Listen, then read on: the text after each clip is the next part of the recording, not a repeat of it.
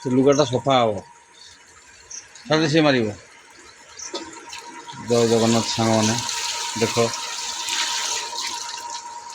एमती अवस्था मो बोर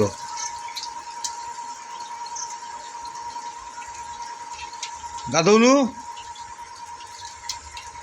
गाधा से लुगारे पास हो गाधा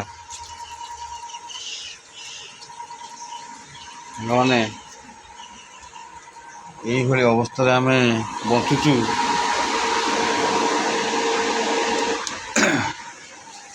नबे 92 वर्ष होगला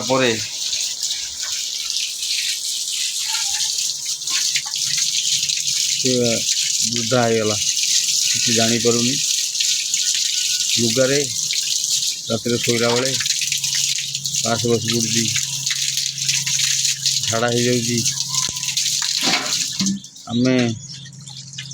दीटा छुआ को लेकिन सब करने को मत आक्रांत हेले मो स्त्री 2 वर्ष काल मेडिकल रे पड़ी पड़ी कैंसर रे सी मरीगला ता सेवा करी आम खाखिया नहीं पिया नहीं आम जीवन गली एवं मो बो अवस्था से तार लुगापटा धुआधुई कर मुंड जट हो गली मुंड को आम तो तेल निखुरा केमी कौन आम से जना नहीं आ घरे कई जन तर बहु भी अच्छा दिन मान जलुंट लोक देखाणिया कथबार्ता सेवा सूत्र करार ना कि ना मुझे गोटे निष्पत्ति नेली जे आम तार अलरेडी वर्षे 2 वर्ष है एमती कर से तो पिला बेलू बाड़ बेलू मो पाखे रही खिया पिया भल मंद तार सब सी अलग कथा कि जो झाड़ा बांती लुगा पिंधेया आमको होनी जोड़ा छोट छुआ को लेकिन पु पिलाटा ये करा बहुत आक्रांत हो जाऊँगी आपण मैंने विचार करेंगे वृद्धाश्रम छाड़देवी भावी ये निष्पत्ति नहीं आमको बहुत कष्ट हेले सांग मैंने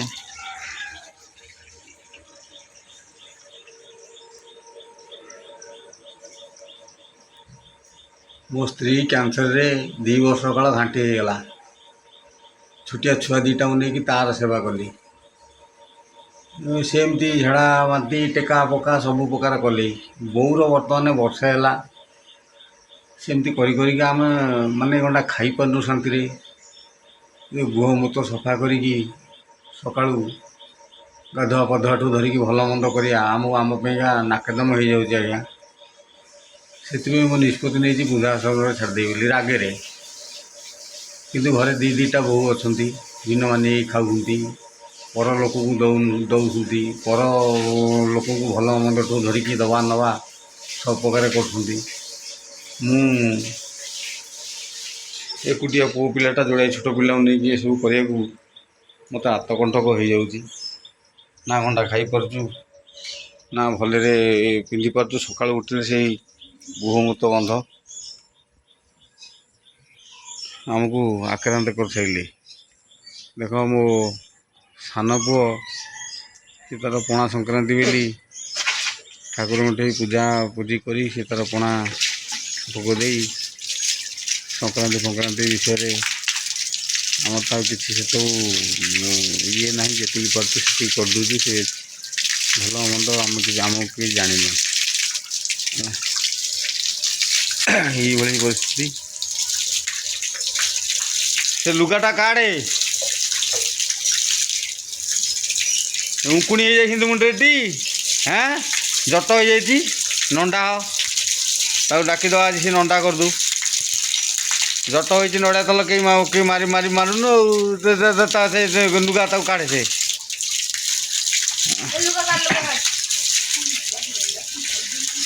अरे मु पास बहीचु राति परा ता देहरे से लुगा बदल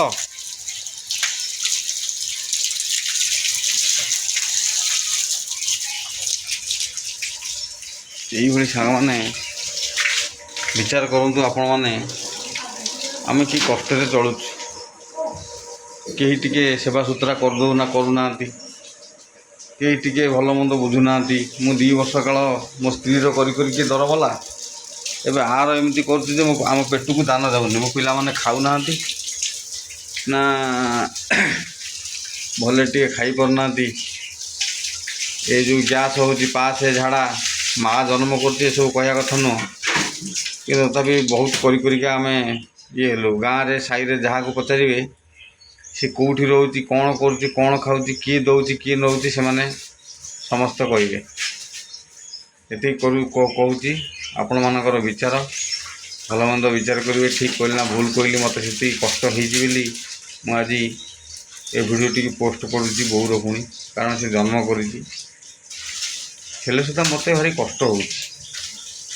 ଘରେ ଅଛନ୍ତି, ଆକୁ ତାକୁ ଦେଉଛନ୍ତି କରି ଧରିକି, କିନ୍ତୁ ନିଜ ମାଆର କରୁନାହାନ୍ତି। ନାକ ଟେକୁଛନ୍ତି, ବାଟରେ ଗଲାବେଳେ ଏଇଠି ମୁହଁରେ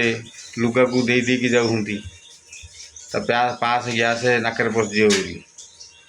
ଏଇ ହେଉଛି ଠାକୁରଙ୍କର ବିଚାର। ପଣା ସଂକ୍ରାନ୍ତିରେ ଏ ପୋଷ୍ଟ ମୁଁ କରିବାକୁ ଯାଉଛି।